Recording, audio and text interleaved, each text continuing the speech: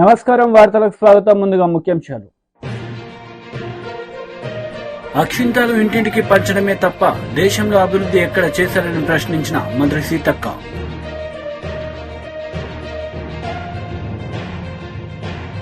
బనగానపల్లె నియోజకవర్గానికి గాను TDP MLA అభ్యర్థిగా బీసీ జనార్దన్ రెడ్డి శనివారం నాడు నామినేషన్ దాఖలు. రాబోయేది టీడీపీ ప్రభుత్వమే అని ధీమా వ్యక్తం. అక్షంతాలు ఇంటింటికి పంచడమే తప్ప దేశంలో అభివృద్ధి ఎక్కడ చేశారని పంచాయతీరాజ్ శాఖ మంత్రి సీతక్క ప్రశ్నించారు. కాంగ్రెస్ ఆదిలాబాద్ పార్లమెంట్ అభ్యర్థి ఆత్రం సుగుణ గెలుపు కోసం ఎన్నికల ప్రచారంలో భాగంగా శనివారం మంచిర్యాల జిల్లా జన్నారం మండలం రాంపూర్, తిమ్మాపూర్, తపాలపూర్ గ్రామాలలో ఖానాపూర్ ఎమ్మెల్యే భోజు పటేల్ తో కలిసి ఎన్నికల ప్రచారం నిర్వహించారు. అక్షంతలు ఇంటింటికి పంచడమే తప్ప దేశంలో అభివృద్ధి ఎక్కడా చూశారని పంచాయతీరాజ్ శాఖ మంత్రి సీతక్క ప్రశ్నించారు.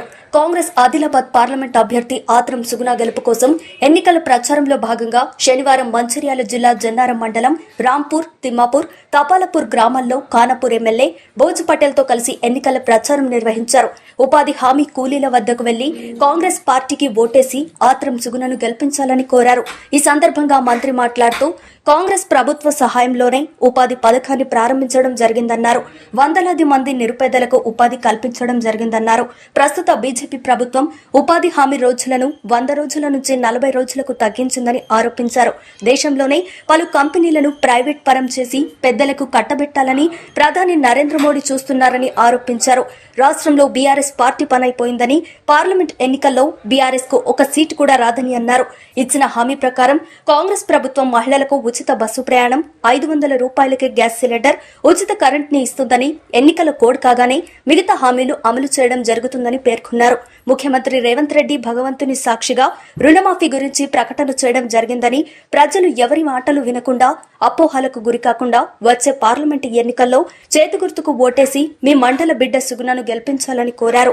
ఈ కార్యక్రమంలో కాంగ్రెస్ పార్టీ మండల అధ్యక్షుడు ముజాఫర్ అలీఖాన్, సీనియర్ నాయకులు రాజశేఖర్, సుభాష్ రెడ్డి, మోహన్ రెడ్డి, సయ్యద్ ఇసాక్, మత్స శంకరయ్య, లక్ష్మీనారాయణ, రియాజుద్దీన్, ఫసీవుల్లా, మాణిక్యం, కరుణాకర్, ముత్యం, రాజన శంకర్, రాజేశ్వర్ తదితరులు పాల్గొన్నారు.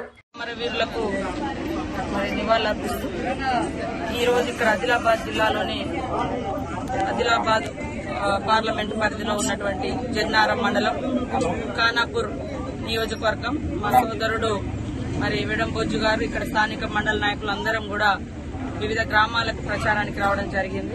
ప్రజలలో మంచి స్పందన ఉంది. కాంగ్రెస్ ఏం గ్యారంటీ అని కొంతమంది దుర్మార్గులు దుష్ప్రచారం చేస్తారు.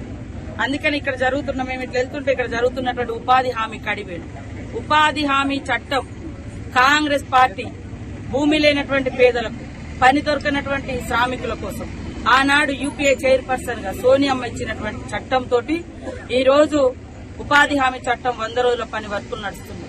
ఈ 100 రోజుల పనే వారికి మేజర్ ఉపాధి. మీకందరికి కూడా తెలుసు, గతంలో కరోనా వస్తే హైదరాబాద్ వివిధ రాష్ట్రాలలో చదువుకోవడానికి పోయినోళ్లు, చదువుకున్నోళ్లు, ఉద్యోగాలు వదిలేసి వచ్చినటువంటి వాళ్ళు గ్రామీణ ప్రాంతాలకు వచ్చినప్పుడు ఏం దొరికిందంటే ఉపాధి. కరోనా టైంలో ఉపాధి హామీ పని. మరి మోడీ గారు ఏమిచ్చిర్రు?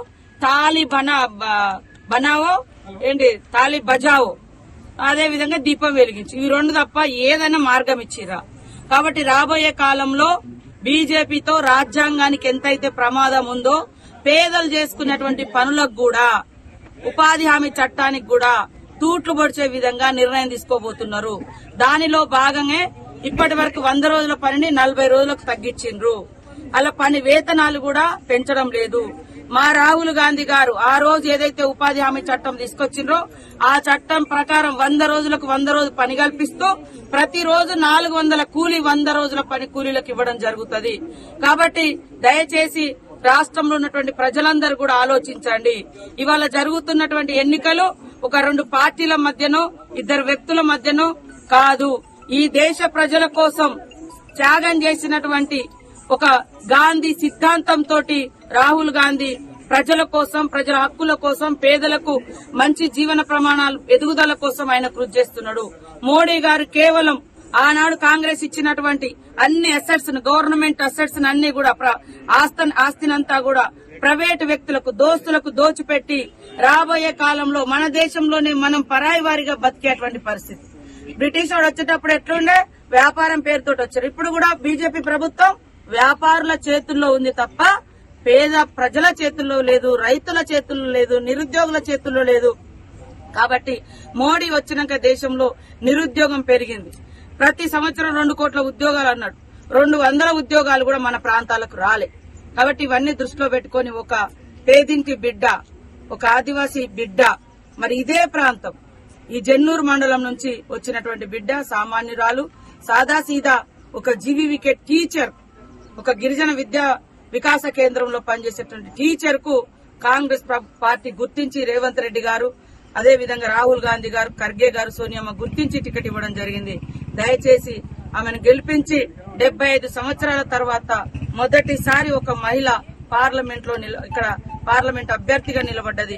కాబట్టి ఒక అవకాశం ఇవ్వండి ఈ సందర్భంగా కోరుతాం.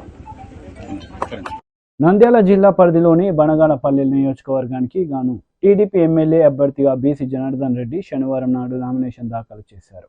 అనంతరం మీడియాతో మాట్లాడారు.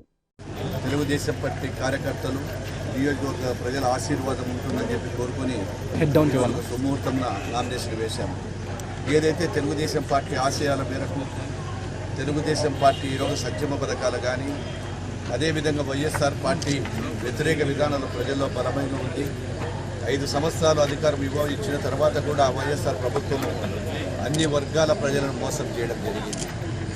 సంక్షేమ పథకాలే కాకుండా రాష్ట్రాన్ని ఈరోజు ఎక్కడైనా కానీ ఒక ప్రభుత్వం వచ్చిన తర్వాత పరిపాలనలో రాష్ట్రాన్ని ఏదో 19,000 చేస్తారు. మరి ఈ వైఎస్ఆర్ ప్రభుత్వం వచ్చిన తర్వాత మొట్టమొదటనే విధ్వంసంతో మొదలుపెట్టి, అదేవిధంగా కార్యకర్తల మీద దాడులు, కేసులు, అనేకమైనటువంటి అరాచకాలు చేయడం జరుగుతూ ఉంది. రైతులను గాలికి వదిలేశారు. ఏదైతే నిరుద్యోగ సమస్య ఉందో నిరుద్యోగులు కూడా గాలికి వదిలేసి ఆ రోజు జనవరి జాబ్ క్యాలెండర్ చెప్పినటువంటి జగన్మోహన్ రెడ్డి జాడే లేకుండా పోయింది. ఆ రోజు మద్యపాన నిషేధం అన్నారు. మద్యపానాన్ని కూడా ఆ రోజు నిషేధం చెప్పినటువంటి ఒక వ్యక్తి ఈరోజు మద్యపానానికి సంబంధించినటువంటి బాండ్లను కొదువకు పెట్టి నిషేధించే దాన్ని షరతుతో వాడికి పోయి విడతల వారీగా లోన్లు తీసుకొని ప్రజల మీద ఈరోజు భారం మోపడం జరిగింది. ఆ రోజు విద్యుత్ బిల్లులు పెంచనన్నాడు. రాష్ట్రంలో ఎక్కడా లేని, ఏ రాష్ట్రంలో లేని విధంగా విద్యుత్ బిల్లులు, ఆర్టీసీ ఛార్జీలు పెంచడం జరిగింది. అదేవిధంగా ప్రతి ఒక్కరిని కూడా నేను మైనార్టీలను ముఖ్యంగా ఆదుకుంటానని చెప్పి ఈరోజు మైనార్టీలను కూడా గాలికి వదిలేయడం జరిగింది. విదేశీ విద్య కావచ్చు, సంక్షేమ పథకాలు కావచ్చు, రంజాన్ తోఫా కావచ్చు, వాళ్ళకు ఉన్నటువంటి గురులయ్య గారికి ఇచ్చేది కావచ్చు, అదేవిధంగా మసీదుల రిపేర్కి ఇవ్వడం కానీ, బేస్మాములకు, ఇమాములకు ఇచ్చేటువంటి ప్రతి దాంట్లో కూడా మైనార్టీలకు మోసం చేసి గత ప్రభుత్వంలో ఎంతోమందికి రుణాలు కూడా ఇవ్వడం జరిగింది. అందరినీ కూడా సమానంగా చూసేటువంటి ప్రభుత్వం తెలుగుదేశం ప్రభుత్వం. ఈరోజు వాళ్ళు గొప్పగా చెప్తా ఉన్నారు అధికారంలో వచ్చిన తర్వాత చేస్తున్నామని. ఎక్కడ కూడా ప్రజలు ఈరోజు తిరగబడ్డారు. ఫ్యాను రెక్కలు విరిగిపోయాయి. జనమంతా కూడా వెంట పడుతూ ఉన్నారు. ఎక్కడికి వెళ్ళినా తెలుగుదేశం మళ్ళీ ఒక చంద్రబాబుతోనే రాష్ట్రం బాగుపడాలంటే సాధ్యము. అనుభవం గల నాయకుడు రావాలి. ఒక్క ఛాన్స్తో మోసపోయాము, మళ్ళీ మోసపోమని చెప్తున్నారు. ఖచ్చితంగా తెలుగుదేశం పార్టీ అధికారంలోకి వస్తుంది. ప్రజలు విజయకేతం వెలిగిస్తున్నారు. ఈరోజు బనగానపల్లి పట్టణంలో కూడా ప్రజలందరూ కూడా ఎప్పుడెప్పుడు ఎన్నికలు వస్తూ ఉన్నాయి కాబట్టి ఖచ్చితంగా విజయం సాధిస్తామని, అదేవిధంగా చంద్రబాబు గారిని ముఖ్యమంత్రి చేస్తారని చెప్పి కోరుకుంటున్నాము. ఇక్కడికి వచ్చినటువంటి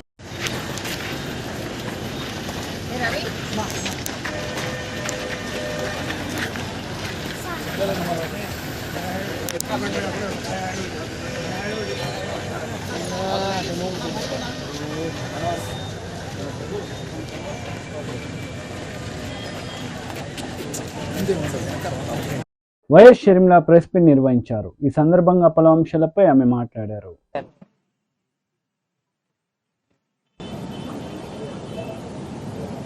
2019లో వివేకానంద రెడ్డి గారు చనిపోయినప్పుడు అప్పుడు చంద్రబాబు గారు ఈ హత్య చేయించారు అని ఏమన్నారు? నారాసుర రక్త చరిత్ర అని మాట్లాడిన వాళ్ళు, సాక్షిలో పెద్ద పెద్ద బ్యానర్లు, సాక్షి ఛానల్లో మారుమ్రోగించిన వాళ్ళు, అప్పుడు ఎలక్షన్లప్పుడు వాళ్ళు మాట్లాడొచ్చు, దాంట్లో తప్పు లేదు. ఇప్పుడు 5 సంవత్సరాలైనా న్యాయం జరగకపోతే మేము గొంతెత్తితే అది కూడా ఏదైతే సాక్ష్యాలు ఆధారాలతో సిబిఐ చెప్తుంటే ఆ విషయాలు మేము మాట్లాడుతుంటే మేము మాట్లాడడానికి వీల్లేదు అంటున్నారు. ఇది న్యాయం అవునో కాదో రాష్ట్ర ప్రజలందరూ గమనిస్తున్నారు. జగన్మోహన్ రెడ్డి గారికి ఒక చిన్న రాయి తగిలితే దానికి హత్యాయత్నం అని పెద్ద బ్యానర్ ఐటంగా వేసుకున్నారు. అంటే ఒక చిన్న రాయితో మిమ్మల్ని హత్య చేసేంత ప్రయత్నం జరిగింది అని మీరు చెప్తున్నారు. మరి చిన్న రాయితో కొడితేనే మీకు హత్యాయత్నంలా ఉంటే రాజశేఖర రెడ్డి గారి తమ్ముణ్ణి వివేకానంద రెడ్డి గారిని ప్రజానాయకుణ్ణి 7 సార్లు తల మీద గొడ్డలితో నరికి నరికి నరికి నరికి నరికి నరికి నరికి 7 సార్లు నరికితే ఆయన మెదడులో ఉన్న ఎంకలు కనిపిస్తున్నాయి. ఆయన మెదడు బయటకు వచ్చింది, తల మీద ఉన్న ఎంకలు కనిపిస్తున్నాయి, మెదడు బయటకు వచ్చింది. కానీ అది మాత్రం సాక్షికి హార్ట్ అటాక్ లాగా ఎందుకు కనిపించిందో జగన్మోహన్ రెడ్డి గారు సమాధానం చెప్పాలి. చనిపోయినప్పుడు వివేకానంద రెడ్డి గారు చనిపోయినప్పుడు సిబిఐ కోరిన జగన్మోహన్ రెడ్డి గారు, సిబిఐ ఎంక్వైరీ కోరిన జగన్మోహన్ రెడ్డి గారు అధికారంలోకి వచ్చిన తర్వాత సిబిఐ ఎంక్వైరీని ఎందుకు వద్దన్నారో జగన్మోహన్ రెడ్డి గారు ప్రజలకు సమాధానం చెప్పాలి. సిబిఐ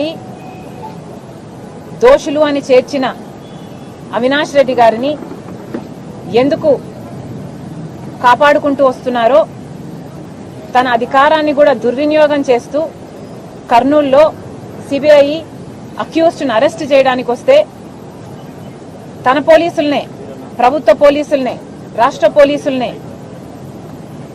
కంచెగా వేసి జగన్మోహన్ రెడ్డి గారు అధికార దుర్వినియోగం చేసి ఎందుకు కాపాడారో ఒక అక్యూజ్డ్ని రాష్ట్ర ప్రజలకు జగన్మోహన్ రెడ్డి గారు సమాధానం చెప్పాలి. 5 సంవత్సరాలుగా మీరు కాపాడడం ఒక ఎత్తు అయితే 5 సంవత్సరాల తర్వాత ఒక అక్యూజ్డ్ని, అది కూడా రాజశేఖర రెడ్డి గారి సొంత తమ్ముడు వివేకానంద రెడ్డి గారిని అతి క్రూరంగా ఘోరంగా చంపించారు అని అక్యూజ్డ్ గా సిబిఐ చేర్చిన వాడిని మీరు ఎందుకు మళ్లీ ప్రోత్సహిస్తున్నారు, ఎందుకు మళ్లీ ఎంపీ టికెట్ ఇచ్చారో రాష్ట్ర ప్రజలకు జగన్మోహన్ రెడ్డి గారు సమాధానం చెప్పాలి. అన్నిటికంటే ముఖ్యంగా జగన్మోహన్ రెడ్డి గారు సమాధానం చెప్పాలి. 5 సంవత్సరాల క్రితం వివేకానంద రెడ్డి గారిని ఘోరంగా నరికి చంపడం జరిగింది. చంపిన వాళ్ళు వీళ్ళు, చంపించిన వాళ్ళు వీళ్ళు అని సిబిఐ ఛార్జ్ షీట్ లో స్పష్టంగా వాళ్ళ పేర్లతో సహా చేర్చి చెప్పడం జరిగింది. ఇవన్నీ సరిపోవన్నట్టు వివేకానంద రెడ్డి గారిని ఒకసారి చంపించడం సరిపోదు అన్నట్టు ఎన్నిసార్లు వివేకానంద రెడ్డి వ్యక్తిత్వాన్ని మీరు మళ్లీ ఇంకెన్నిసార్లు చంపుతారో ప్రజలకు సమాధానం చెప్పాలి. ఒకసారి గొడ్డలితో నరికి ఎంత ఘోరంగా చంపారో రాష్ట్రమంతా చూసింది. ఆ తర్వాత గత 5 సంవత్సరాలుగా కనీసం ఒక 500 సార్లు వివేకానంద రెడ్డి గారిని, ఆయన వ్యక్తిత్వాన్ని మీరు మళ్లీ కూనీ చేశారు. ఎందుకు అని అడుగుతున్నాం. పైనేమో కుప్పం నియోజకవర్గ టీడీపీ ప్రస్తుత మాజీ ప్రజా ప్రతినిధులతో నారా భువనేశ్వరి ముఖాముఖి కార్యక్రమంలో పాల్గొన్నారు. ఈ సందర్భంగా పలు అంశాలపై ఆమె మాట్లాడారు. వాళ్ళ కోసం, వాళ్ళ కుటుంబం కోసం, వాళ్ళ బిడ్డల కోసం, వాళ్ళ భావి తరాల కోసం మీరు కూడా గుర్తుంచుకోవాలి. చివరికి అది మన కోసం, మన ఆంధ్ర రాష్ట్రం కోసం. అందుకే మీరు కింద గ్రామాలకు వెళ్ళి మీరు తప్పకుండా పనిచేయాలని నేను కోరుతున్నాను. ఏదో ఈ నాయకుడు వస్తాడో అతను వచ్చి చేసుకుంటాడు మనకెందుకు అనే భావనలన్నీ పక్కన పెట్టి మీరందరూ ముందుకి రావాలని నేను కోరుకుంటున్నాను. అట్లానే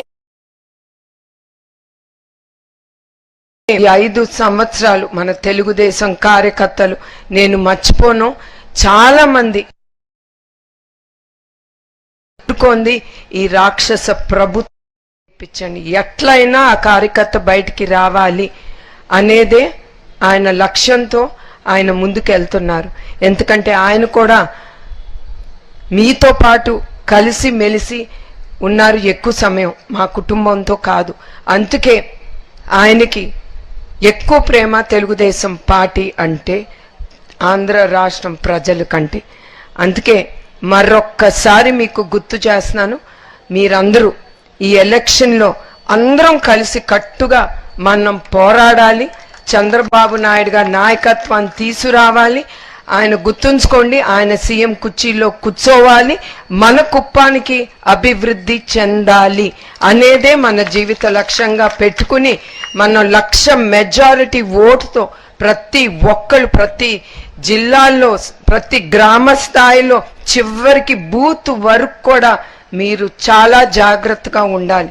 ఒక్కొక్కసారి అక్కడే జరుగుతుంది, ఆఖరి నిమిషంలో మీకు చాలా ఇబ్బందులు ఎదుర్కొంటారు. మీకు నేను చాలా ఓపెన్ గా చెప్తున్నాను, మీకు చాలా చెప్తారు మన అపోజిషన్ ఇప్పుడు ఉండే ఈ ప్రభుత్వం.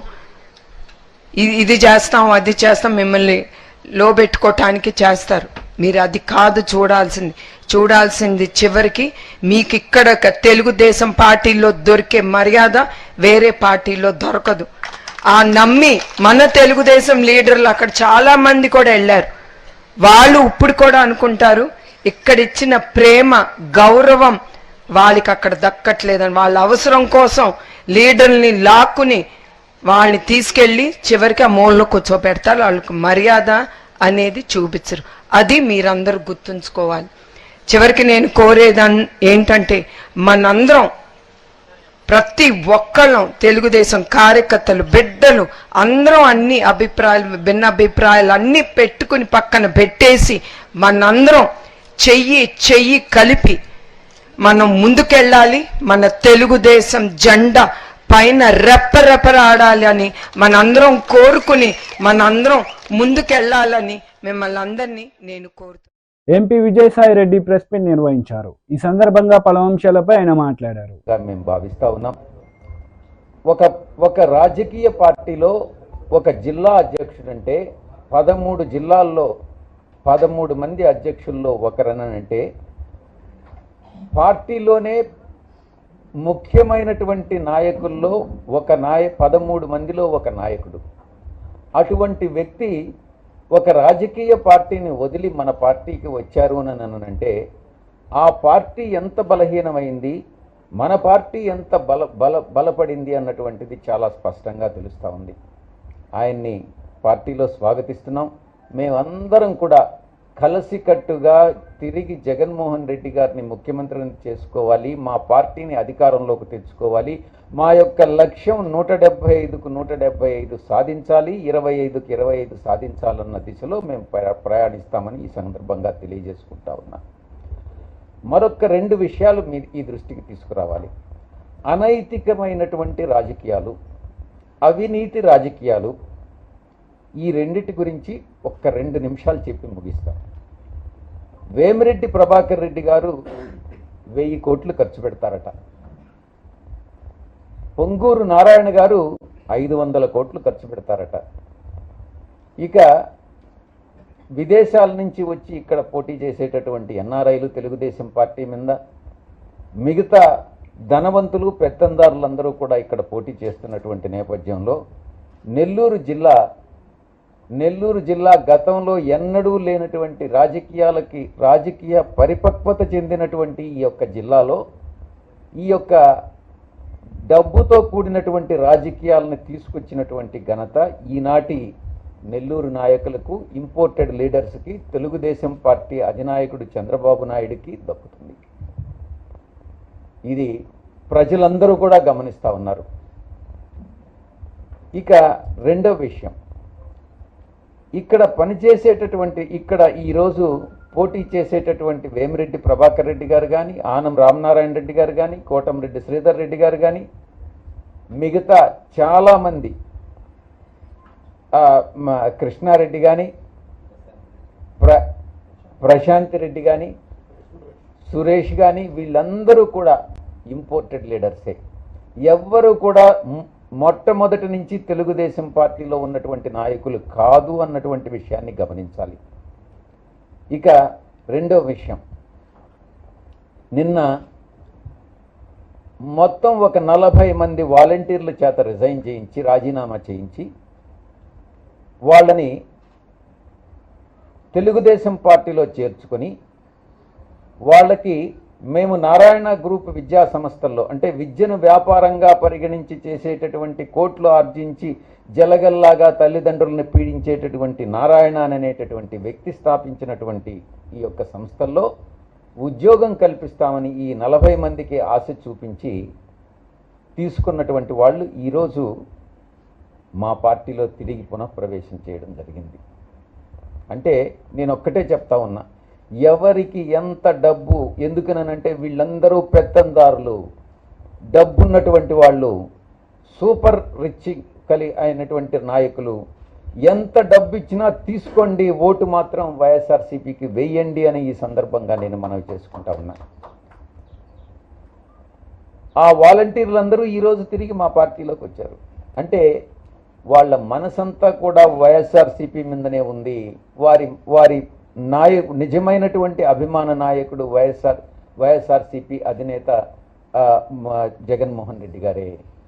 కాబట్టి ఈ యొక్క పార్టీని పార్టీలో ఉన్నటువంటి వాళ్ళని ఎవ్వరూ కదిలించలేరు, డబ్బుతో కొనలేరు అన్నటువంటి విషయాన్ని నేను స్పష్టంగా చెప్తా ఉన్నా. ఆఖరి అంశం, నారాయణ గారు, వేమిరెడ్డి ప్రభాకర్ రెడ్డి గారు, చంద్రబాబు నాయుడు గారు, మిమ్మల్ని ఒక ప్రశ్నిస్తున్నా. మీరు బీజేపీ మతతత్వ పార్టీ అయినటువంటి బీజేపీతో జతగట్టారు.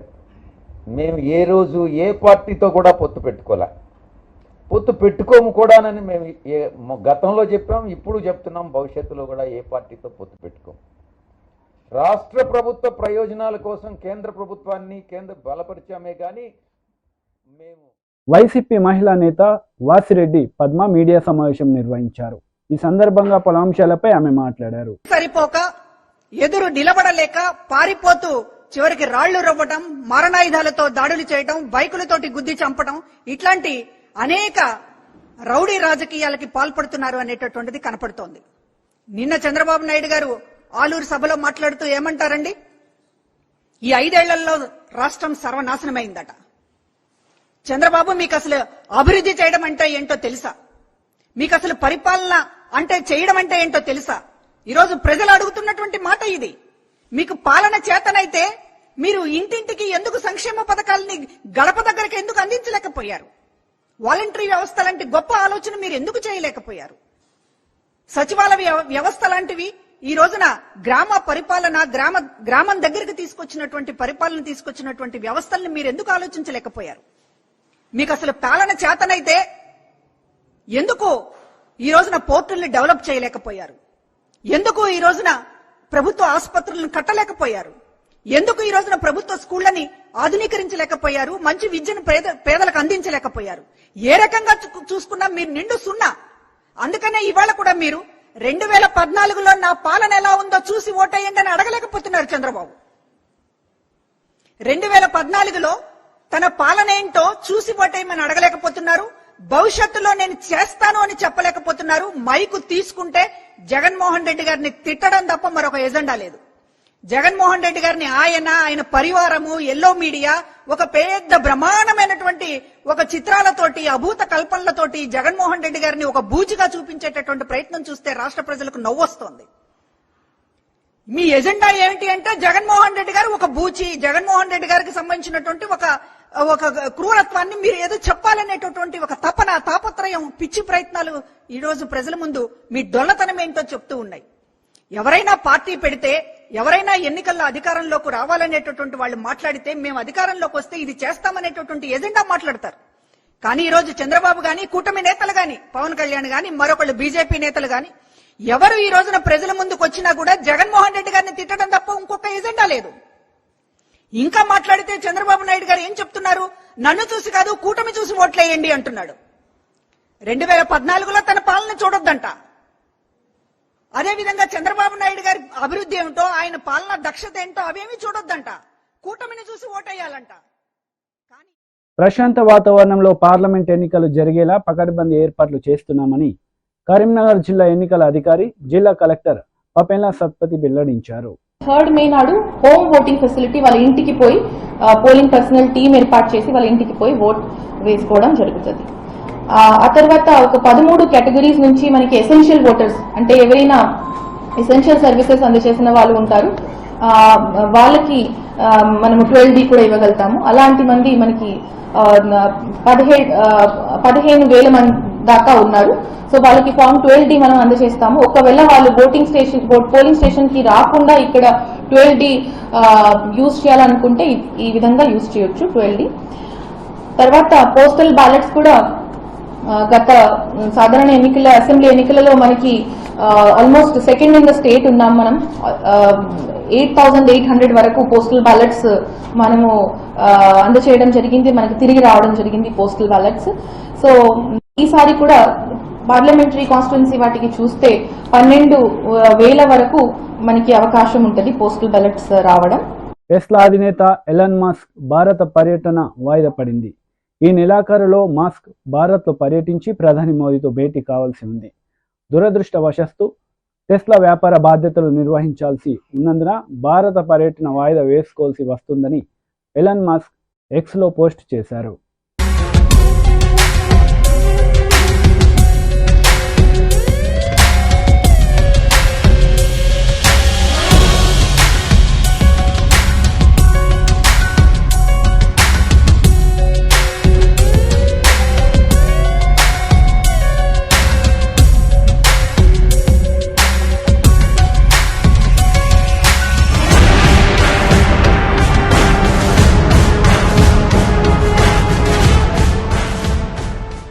వార్తలు ముగించే ముందు ముఖ్యాంశాలు మరోసారి. అక్షింతలు ఇంటింటికి పంచడమే తప్ప దేశంలో అభివృద్ధి ఎక్కడ చేశారని ప్రశ్నించిన మంత్రి సీతక్క.